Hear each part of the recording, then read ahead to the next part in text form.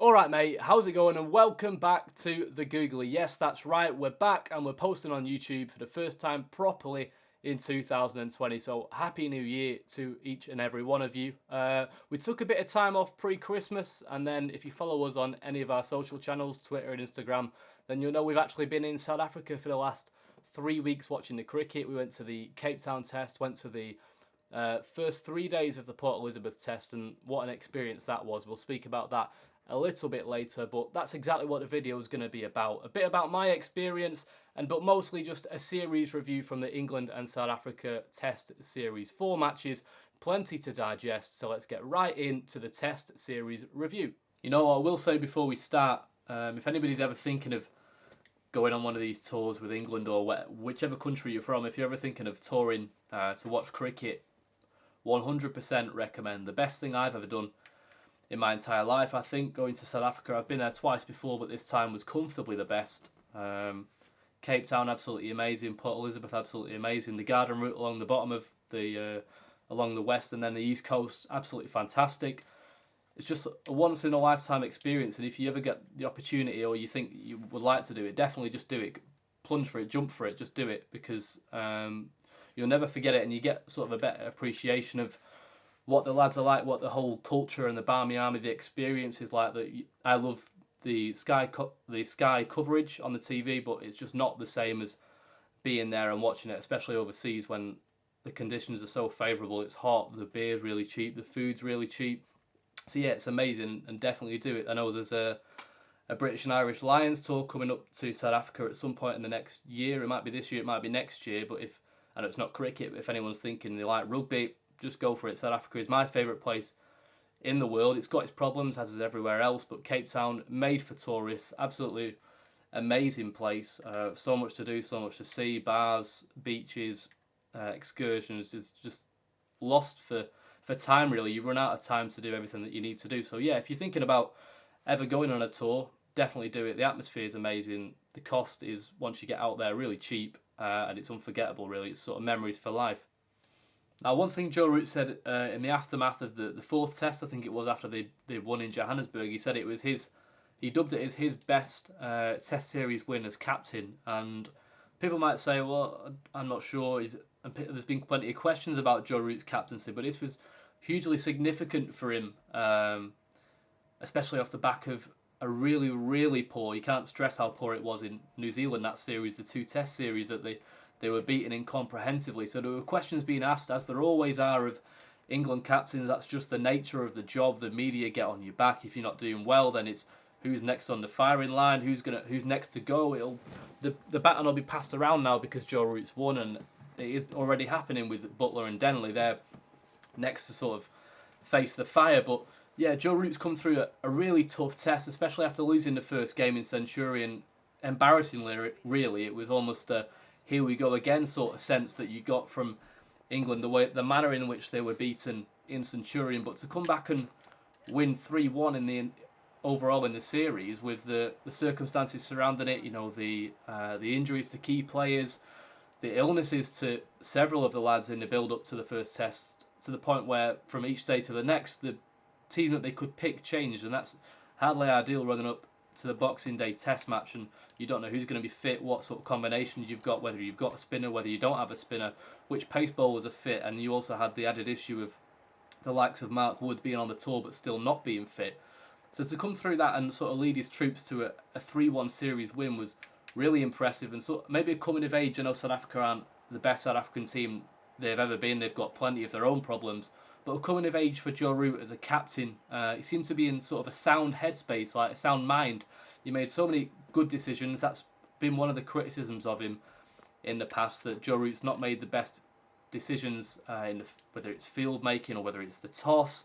And he made a really big call with the toss in the fourth test, and he got it right. He looked at the skies on that first morning. He said, look, we're going to have a bat. It paid off. England smashed them in the end. He had some really good field positions. He listened to the bowlers when he had to. He rotated them pretty well.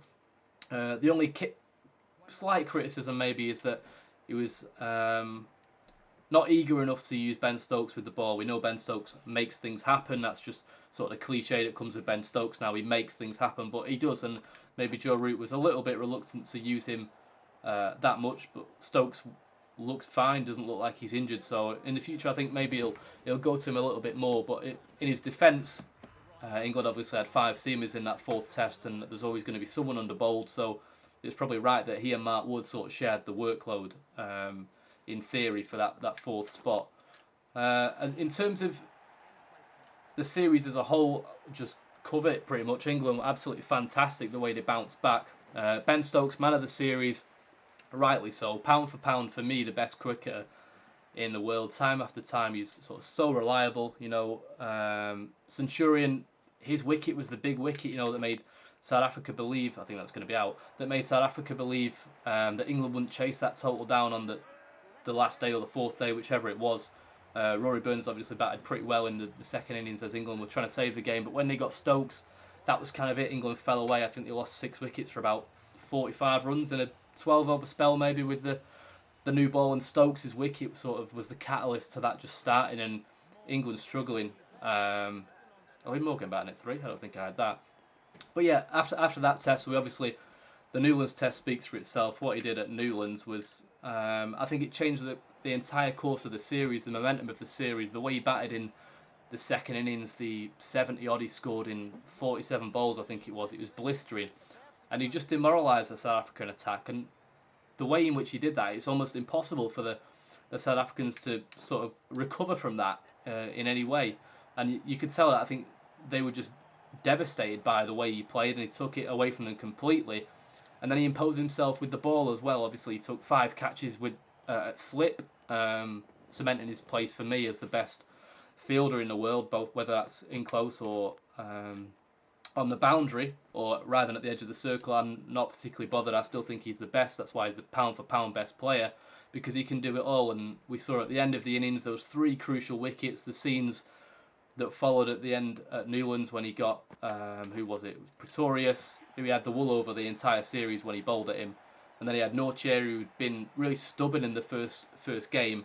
And then he obviously had the final wicket of Philander after there'd been a little bit of needle between him, Butler and Philander. But yeah, that was unbelievable. From a personal perspective, to be able to be there to witness that at Newlands, amazing. So probably the best thing I've ever seen. And having seen it live, that was a terrible shot. Having seen that live, it almost eclipses for me the World Cup win at Lords, which sounds daft as an England fan if you ever said, there'll be a better moment in my lifetime than the World Cup win at Lords.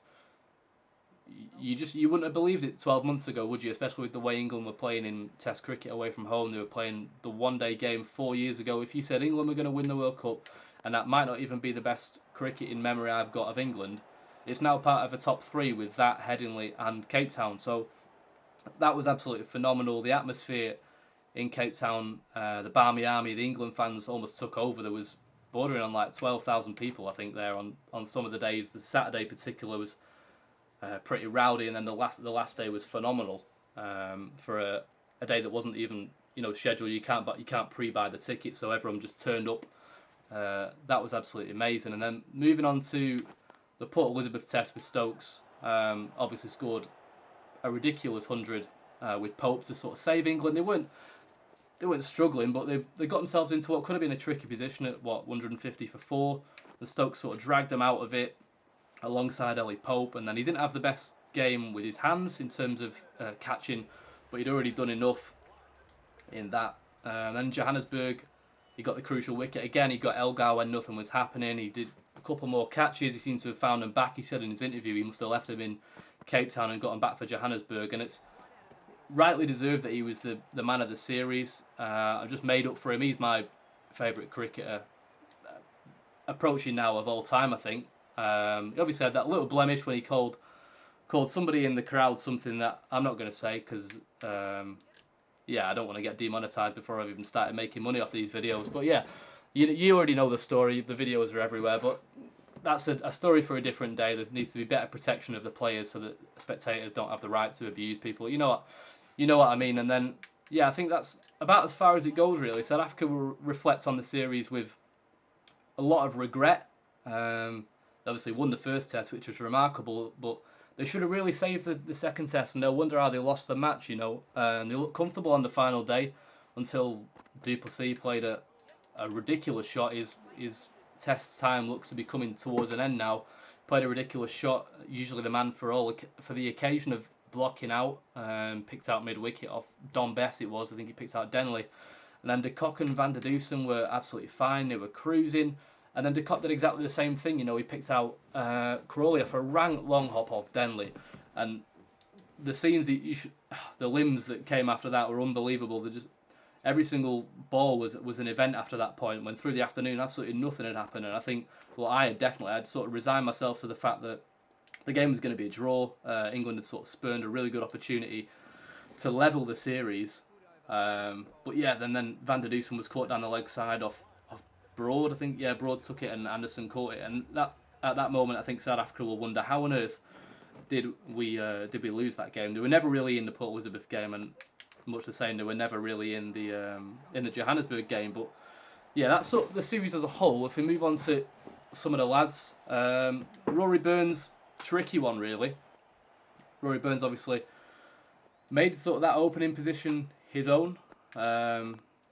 He's done pretty well in it in the time he's had it, and he played pretty well again in the first test. Second innings 84 until I think he pulled one up, didn't he? He skied it off Rabada, I think, or if it wasn't off Rabada caught it. But he played pretty well in that second test. You probably have to give him a round of applause, give him his merits, his credits for the way he played in the second innings of the first test. But then obviously he's done his ankle playing football, so if you've seen the video, his touch is remarkable, but he's then got hurt, hasn't he? So he's out for the foreseeable. He's not going to play in Sri Lanka. He's targeting a May-June comeback for the test matches, I think. But now what's happened with him is now that Crawley has obviously come in and Sibley has come in, and they've both impressed. So now there becomes a slight issue whether Rory Burns is going to actually get back into the team. Is that out? Yeah, apparently it is. So Rory Burns, good series, but he's also been his own worst enemy in his unlucky fashion by getting injured. Zach Crawley got better every single innings that he played. I think that'll be a fair assessment. He was shoehorned into a position that was unnatural for him in shoehorned into a position that was unnatural for him in New Zealand batting 6. And he's just a little bit nervous. And in the first innings in Cape Town when he came in, again he looked a little bit frantic would be the word I would use. I think he used it in one of my review videos. He just looked frantic. It was almost like a C ball, hit ball, but you can almost understand the nerves for a 21, 22-year-old lad playing his second test, opening against a decent pace attack in the Cape Town test. It was when it was Nortje, it was Rabada, it was Philander. That's a much better attack than in some of the other test matches. But credit to him, I think he went better, didn't he, in 5 of his innings in a row. He didn't go better in the 6 innings, but even in his 6 innings in Johannesburg in the second innings when he got 24, 25, I think it was, he looked calm, he looked accomplished, he just looked a solid player alongside Dom Sibley. And those two, as young lads, I know we're already saying that Burns will probably come back in at some point in the summer, but those two are promising for the future. When England at one point had no openers, that's been the issue for a number of years. We've had Alistair Cook and we've had nothing alongside it. And now we seem to be in a position where we actually might have too many openers. We might have 3 openers for 2 spots, and then what's going to happen is one going to go into number 3 for Denley. But that's the thing. Sibley was fantastic. His ton in Cape Town, typical of the way he plays, really. There were question marks, much like Root and his captaincy after New Zealand. There was question marks over Sibley and his technique for South Africa, playing pace, those idiosyncrasies that players have. Sibley, people didn't think he was going to be cut out for Test cricket, but he proved people wrong. His technique stood up. He was very, very gritty, he grafted, worked very hard for his 130, and he batted all the way through. He didn't carry his bat as such. That's terrible fielding from the computer. He didn't carry his bat as such because England declared, didn't they, in that innings, but the way he and Crawley and the next person I'll mention have batted have allowed England to build these partnerships, build these big scores that they've been missing for the last 2 or 3 years. So Dom Sibley, big tick in his box, probably, I don't know, an 8 out of 10 for the way he's done. Maybe even, that's probably harsh actually, an 8.5, 9 out of 10. Top run scorer in the series for England. So big positives at the top of the order. Joe Denley's an interesting one. 150 across the entire series. That was in the first test in Centurion. I need to get some runs here. Not going for 6. Yeah, and Joe Denley's a really interesting one because there's that perception that he can add something with the ball, despite the fact his numbers don't actually stack up to someone. He's not done great, but he did quite well in Cape Town, and then a little bit of the threat in Port Elizabeth as well. So it's always nice to have that option of a wrist spinner without picking a frontline wrist spinner like Matt Parkinson. That you sacrifice your batting ability there to pick another frontline spinner, which we'll get onto in due course. But yeah, Denley, a really interesting one. I'm a big fan of him. That's shocking. I'm a big fan of the way he's played. He's not got the big scores. He's still without the 100. But the way he's played has allowed it set up the innings to come for Joe Root, for Ollie Pope, for Ben Stokes, for the lower order. He's set up those big platforms just by stunting the South African attack. In years gone by, England would be losing the first wicket, and look, number 3's gone already. They've lost another one. Joe Root, when he was batting 3, was getting exposed so early on and struggling, and that's not what you want. But Joe Denley's sort of stunted the growth of the South African attack. And even if he's taken 100 balls for 30, that's the sort of thing England need. It's the gritty customer that they need at the top of the order. And with Dom Sibley, who's much the same, and then Zach Crawley or Rory Burns, who are a bit more fluid sort of stroke makers, there's a nice balance to that top 3 in the way it is currently. And I think they'll stick with it for Sri Lanka. Again, that's for another video. They'll stick with it for Sri Lanka. What is he doing at mid-off? He's shocking. They'll stick with it for Sri Lanka. Whether they change it for the West Indies and Pakistan in the summer, the English summer, we'll see. But yeah, so far I think the top 3 has been a big tick. But Joe Denley, yeah, I think he's next in the firing line with Josh Butler, who we'll mention in a little bit. Joe Root, again, I don't think he made 100, but he had plenty of 50s, plenty of starts. His captaincy, we've already touched upon in quite a lot of detail, was a really, really big positive. So yeah, I think the job is, there's obviously always the questions about Joe Root and his conversion rates. I don't particularly see the issue at the moment, especially when the rest of the team are doing the big runs. He can get his 50s and 60s, and as long as the captaincy is going well, then that's all you need. It's a good problem to have, I suppose, when that's going to be out.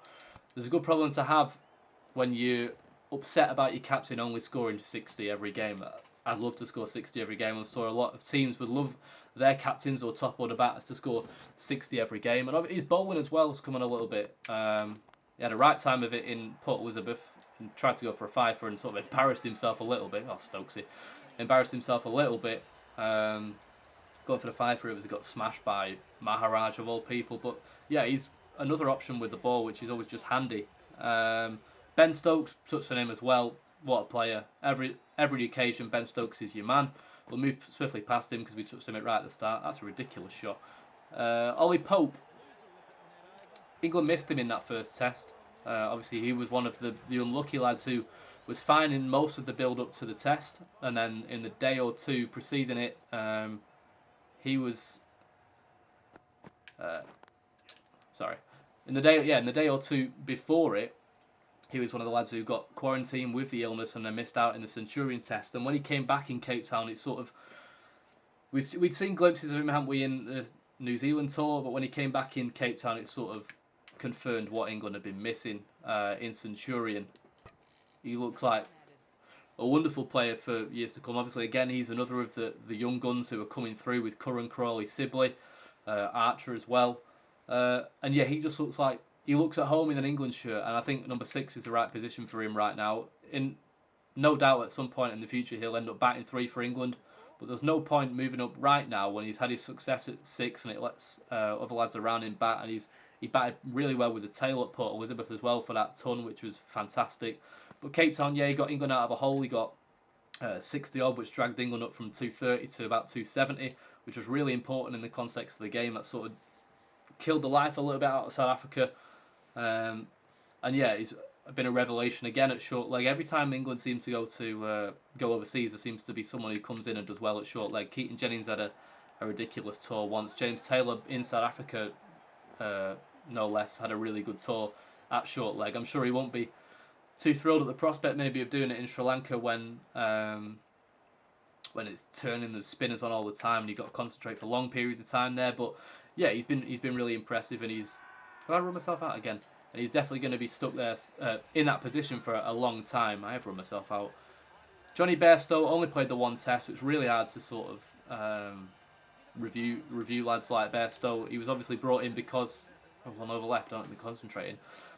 It's hard to review Bairstow because he was only brought in because Pope was injured, not injured, had the illness. The game he played, he didn't do particularly well. And that's sort of just been a trend of Bairstow's red ball form over the last 2 years, maybe now. His white ball form's exemplary, and he'll be a mainstay at the top of the order in the white ball game and the T20 sides for a long time to come. But the red ball is just not sort of happening for him, and it's the same for Josh Buttler as well.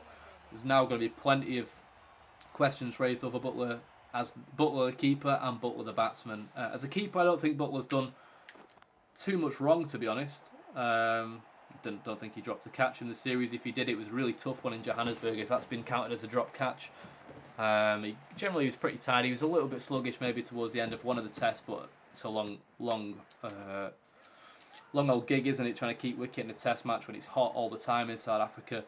As a batter, though, that's where the issues have come from, I think, in a lot of people's minds, that Buttler was brought in back in 2018, and I was actually against Buttler being brought back into the side in 2018 after his IPL. I thought, you know what, I don't think he's made for it. It's not the right sort of thing for Buttler, but he proved everyone wrong. His technique in that summer was absolutely fantastic, and he played really well. He was in the form of his life. Last ball of the innings. I'll take a 4. And yeah, I think back then, I think nobody could have sort of predicted the way that everything would unfold. England now, Buttler was brought in as a luxury player at number 7 who could bat, because the days of people putting a proper emphasis on, or just an emphasis, should I say, on the ability of the keeper over the runs that can be scored by the keeper are sort of gone now.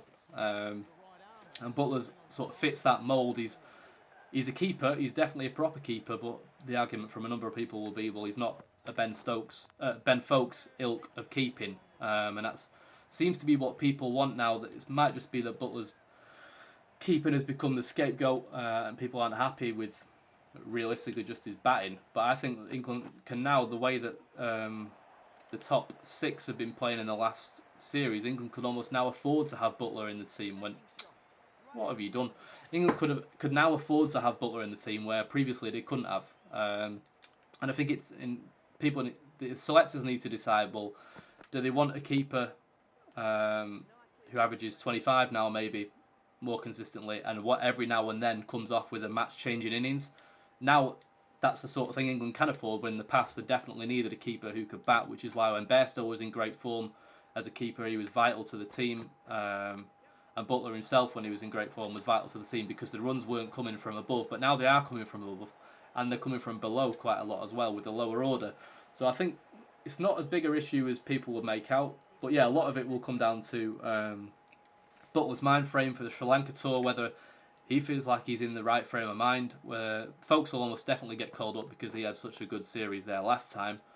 Obviously got the 100, he kept really well, he's comfortably the best keeper that England have, but it'll be probably down to the warm-up games to see who plays better, what frame of mind he's in. If not, then let Joss concentrate on being the best version of Joss, which is being the white ball king, probably the best white ball player, definitely the best white ball player England have ever produced, probably will ever produce in my lifetime. I'd be very surprised if anyone surpasses him. He's probably in the top 5, of almost all time white ball players. And yeah, one day he'll be the white ball format captains, ODIs and T20s. So yeah, if you're not going to pick him for the test, then it's not the end of the world, because we can just let Josh Buttler focus on becoming the best version of Josh Buttler, which is a really important thing for everybody going forward, because we can't miss out on a once in a generational talent by grinding him down. It's really difficult. I think it's sort of understated how difficult it is to play all 3 formats as Buttler has done, and Root at one point would have found that out, but I think it looks like he's going to not play the T20s anymore, so he might not find that out in the same way. But yeah, I think Folkes will definitely come in. Bear with. Folkes will definitely come in. I would have no... What are you doing? I would have no arguments. Shocking. I would have no arguments with folks coming in and keeping in Sri Lanka. He's obviously got a previous there. But I just of the opinion that any team that Josh Butler's in, any England team that Josh Butler is in, is just like, you know, an infinitely better England team. The ability he has to change a game. I know it doesn't come off, granted, a lot of the time, but when it does, you know, he's sort of the best in the business at doing that. And I think England would be foolish to let themselves miss out on a player of that quality. So it's just not bad for 4 as well. Yeah, shocking. So yeah, Butler. Question marks, rightly so. Same with Denley. I think those two are the only two who are going to be coming under scrutiny, really. Just had to restart the camera because it was going to run out. Moving on from Butler, Sam Curran.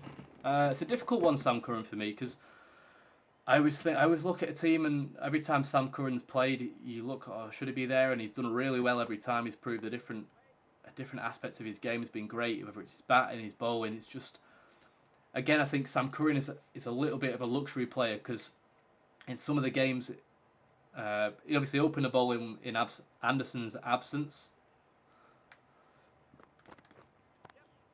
Opened a bowl in Anderson's absence, and maybe the opening the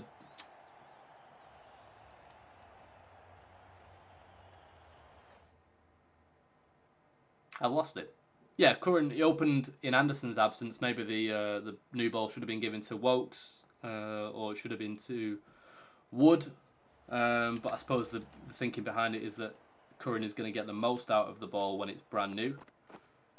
So that's probably why he was given it. He was a game changer in a couple of instances. I know he got out, was it Peter Milan, I think, in Cape Town, and he got a 4-for in the first game, did he? And then his batting was sort of hit and miss. But the issue with Curran is he is a luxury player. He does give that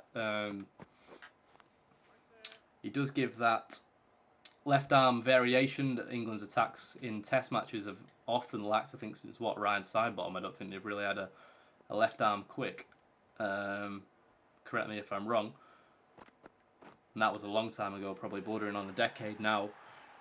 But yeah, in some cases he was the 4th seamer or the 5th. You know, like when Stokes was bowling well, he was a 4th seamer and a number 8 bat. And I don't think that is a definition of a luxury player, because I don't think you can afford to have someone who's just a 4th seamer and a number 8 batter. No matter how good they are at changing the game, it's not quite the same as the keeping spot when there's only one keeper.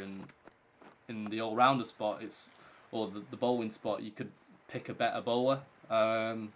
If you sort of get what I mean. So I like Curran. I think it'll be a good learning curve for him in Sri Lanka if he goes and if he gets in the team. I'm not sure whether he will, because I'm not sure if the pitches will suit him. But it will definitely suit the man I'll move on to next. I was going to go on to... we'll go into Dom Bess next. Really interesting circumstances surrounding Dom Bess getting called up, because obviously he wasn't even part of the original touring party, and he was only brought in when the virus was going through the entire squad. I really need to stop bowling just length balls. I don't know what I'm doing. He was only brought in because of the illnesses surrounding the rest of the squad, and then Jack Leach was obviously unfortunately sent home ill, and he's had a really tough time of it. But Bess has made that position his own now. He was picked ahead of Leach through obviously illness, and he was picked ahead of Parkinson. But Bess has bowled in Newlands. He didn't quite get the credit I don't think that he deserved. He held down the end really well on a wicket that wasn't doing a great deal for the spinners. It just kept getting better and better. But the control he showed and he displayed was exemplary. And that played a big part in England building a lot of the pressure that then took the wickets at the other end. And I think obviously by Port Elizabeth then people sat up and took notice of what he was doing. He had a fifer, he's made a fifer, which was brilliant. So whatever he's been doing on the spin clinic in the not too distant past has obviously worked, and I think having Jeet and Patel as a spin coach looks like it's working wonders as well, because England are just going from strength to strength. No, it's a no ball. England are going from strength to strength in that department, and Bess looks like he might be in the team for quite a while now. He's sort of made it his own, and he's going on the red ball leg of the Lions tour to Australia, which is really important, I think. So, yeah, Dom Bess, big tick in the box. Chris Wokes only played the one game, but Chris Wokes is Chris Wokes. I think England are so lucky to have him. It'll be sad what I tweeted the other day. It'll be sad when Anderson retires, but England are so lucky to have Chris Woakes ready and waiting in the wings. I know he's not young now, I think he's 30, but the control, the swing, he's much quicker now than he ever used to be. It's just a remarkable bowler for England to have, and I think he's not even played that often. He's not got the greatest away record, but the way he bowled in Johannesburg was phenomenal. The spell he had after tea with Mark Wood was sort of some of the best bowling you'll see for a long time from an England bowling attack, and that's coming from an attack that has had Broad and Anderson in it for a long time. Obviously barring those ridiculous, spells from Broad and some of the spells from Anderson. But as a partnership, the Wood and Woakes after tea in Johannesburg was absolutely phenomenal. And yeah, Woakes definitely will get in, I think, in the side back in England. That's a no-brainer. The way he bowls with the Duke's ball in England is brilliant. Sri Lanka's probably not his scene, but again, he batted pretty well as well. And you forget how good he is a batter. He's just generally a really good all-round cricketer. Mark Wood, not sure what you can say about Mark Wood. I'm absolutely made up for the lad. Had a really tough time of it, and that's been well documented.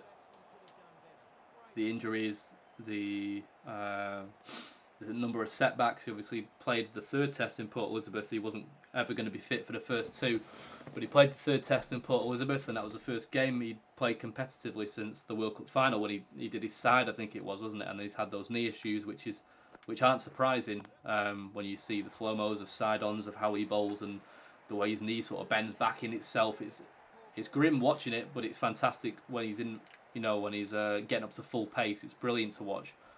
The way he bowled in Port Elizabeth, fantastic. That's another no ball, and it's gone for 4.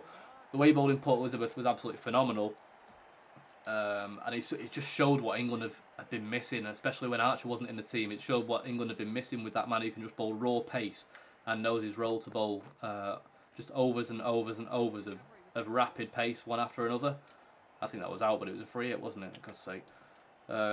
Yeah, and then his batting, I have no idea where that's come from. But that in itself has been ridiculous. It wasn't. Was it Port Elizabeth where he got 5? They're all merging into one. He got 5 in Johannesburg, though, didn't he? He got 5 in the first innings and 4 in the second. So he got 9 in the game. So it's been a really profitable series for Mark Wood, and he's proved a lot of points. And I think everyone's really happy for him. But as I was just about to touch on, his batting has been phenomenal as well. I keep using the word phenomenal. I need to find a different word. But yeah, his batting's been excellent. His 6-hitting ability, he said he found it in the nets with his wife and his dad, I think he said, bowling in the nets, and that's how he found it. So yeah, not quite sure where that's come from, but Mark Wood the batter, Mark Wood the all-rounder now, I think we might be looking at. Jofra Archer, obviously a difficult one again. He only played the one test, and then he was unfortunately injured. In the first test he did play, he got 5 for in the second innings, which is important for him. I think he's now got 3 test 5s in a really short career, and he's obviously a very good bowler. He's a good change-up bowler. He's got the bouncers. He's got good Yorkers. I know you don't often need him in test matches, but he's got the slower balls, the cutters. He's got all that sort of stuff, and he's a really important asset for the England side. I think there's been a little bit of unfair criticism of Jofra from people. Maybe they're expecting too much, but you've got to remember he's a young lad. He's still learning his way. He's not got a great deal of experience in the international arena. He's got a lot of franchise experience. But anybody who comes into the World Cup, I know it's not this series, but anyone who comes into the World Cup and bowls the side to victory, anyone who comes into the Ashes and makes an immediate impact and scares the opposition's best player, they're a serious talent, and I think Jofra just needs to be looked after properly, given a bit of love, and let him know that he's wanted, because otherwise England could be messing up the greatest asset in terms of bowling for the next, 10 years. If you keep a fit Jofra Archer, England win a whole heap of things. They definitely need him for the World T20. They need him for the ODI side, and I think as well they need him for the Test side. So yeah, Jofra Archer, really important part of the side. It's a shame that he got injured. I was really looking forward to watching him in Cape Town or Port Elizabeth. He was obviously elbow injury was it for Cape Town, elbow injury? I think it was. Then he was kept out of Port Elizabeth with the elbow injury, and then he was all set to play in Johannesburg and missed out again with something different, I think, just before the start of play, which is why Wood taking those 9 wickets in Johannesburg was even more impressive, because he wasn't even anticipating playing, I don't think, Wood. He sort of accepted that he was going to have a rest. He'd not played back-to-back tests for a long time. And yeah, I think Jofra Archer, important for England. Wrap him in cotton wool because him and Mark Wood are England's best chances of winning the Ashes. I know people are, it's like Ashes centric, isn't it, the way we speak about series, but those two are the best chances England have of winning the Ashes in a couple of years' time. Stuart Broad, somebody who might not be involved in the Ashes in a couple of years' time, but somebody who is still right at the top of his game right now. He's had to take a lot of... Is that out? He had to take a lot of responsibility on his shoulders with Anderson having got injured, who we'll speak about in a minute. Those two just come as a pair, don't they? But he's had to, shoulder a lot of responsibility with Anderson being injured. He's become the leader of the attack. He's become the most experienced. And he's bowled some really good spells as well. And I think he had 4 in the first game when he lost. But throughout the entire series, he's taken crucial wickets. That already mentioned it earlier, the Van der Dusen. Down the leg side, caught a leg slip by Anderson in the second test. That was sort of a game-changing moment. And he's batting as well in the last test with Wood. They put on 82 for the last wicket. It was like the Stuart Broad of old that we didn't really know where that had ever gone. But he seems to come back and he looks like he's enjoying cricket still with a smile on his face. We need to change this field because we're doing shocking. Where are we? Balanced. Unbalanced. So yeah, Stuart Broad, he'll still play a big part in England for the years to come. But I wouldn't be surprised if that's just shocking bowling from me. I wouldn't be surprised if that was Stuart Broad's last overseas test, because I think he's targeting, he wants the Ashes, doesn't he? I think in whenever that is, it next year, end of next year, 21, 22. He wants that. But in the run up to that, there's 2 series that are definitely not to Stuart Broad's liking. And that's Sri Lanka coming up next for England, and then it's India, I think, in October, isn't it? And I think Broad will admit himself that they're not the pitches for a Stuart Broad type character. I think if you're going to take one of him or Anderson, I would personally take a fully fit Anderson over Broad and let Broad just rest and have the summer, and then go again the year after, because he's not going to get much out of... If Broad goes to Sri Lanka, what's he going to get out of it? He's going to bowl 3 or 4 overs with the new ball, and then he's going to let the spinners take over, whether that's 2, 3 or 4 spinners, and then he's going to bat 11. And then he's going to bowl with the new ball in the second innings for 4 or 5 overs, let the spinners bowl, might bowl again with the new ball, and if there's a if they get to 80 overs or whatever, and then he's going to bat 11 again. So it's not really much of a point to Stuart Broad going and doing that role when you've got the likes of Archer and Wood, who would be tailor-made for that subcontinent role, where they actually might get something out of the surface, whereas Broad wouldn't. And then, so yeah, Broad's definitely had a really good series, I think. Still an important part of the England side. And then Anderson, gutted to watch him go off the field after Cape Town when he was injured. Obviously got Pfeiffer, which was brilliant to watch. Anderson's one of my favourite players ever, being a Lancashire lad, and someone I've grown up watching my entire life. But much like Broad, wouldn't be surprised if we're coming towards the end of seeing him, in an overseas England shirt overseas. He was obviously still as good as ever. The 5 wickets prove that. He's still just as athletic in the field, but the body doesn't hold up now at that age, when it's proven by the rib injury, which I think he said was sort of one of the most excruciating injuries he's ever had on a cricket field or in his career, which is remarkable, really, that at 35, 36, that rib injury has caused so much pain, and that's just typifies, what it's like now that he's getting towards the end of his career. I said it earlier. It'll be sad when he retires, but it's good we've got Chris Wokes. Good we've got Chris Wokes to fill the boots. But yeah, Anderson, again, I think he had a pretty decent series. But overall, England, we're going to lose this in a minute, so I have to wrap this up. But England, yeah, couldn't really ask for much more. The way they bounced back after the first test defeat showed great signs, great character, and that's, I think, typical of what we can come to expect from a Joe Root and Chris Silverwood led side. They seem to have a good balance. Root takes care of the on-field stuff, and as long as he keeps winning the tosses, then England won't have a problem with winning a lot of games. But he takes care of the on-field stuff. Silverwood takes care of the off-field stuff, and yeah, there seems to be a nice mix. And heading into Sri Lanka, I've already touched on it, but I think there's two changes that will probably be made. It's whether they keep patience with Denley, and how we go. I think, have we lost? No. only 1 bounce 4. But it's whether they keep patience with Denley, it's whether they keep the patience with Butler, and they'll probably be replaced with Stokes for Butler if Butler decides he's not going to go on the tour. It'd be great to have Moeen Ali back. I love Moeen Ali. I love watching him play. I think he's the best man for the job in the all-rounder slot for England. He'd probably take over from Sam Curran in that position, and then you can have Don Bess and maybe Jack Leach if you want 3 spinners. I think that works pretty well as a blend, as a mix of a team. But yeah, and then the other one is whether Denley plays, or if they decide to bring in Keaton Jennings, which has been rumoured to be a possibility, picking for the conditions, which England haven't often done. But Jennings being one of the best spin players that England have, it wouldn't be out of the question if he was to be brought in. So yeah, thanks for watching. That was my test review. I know it wasn't the most succinct, it wasn't the most fluid video you'll have ever watched.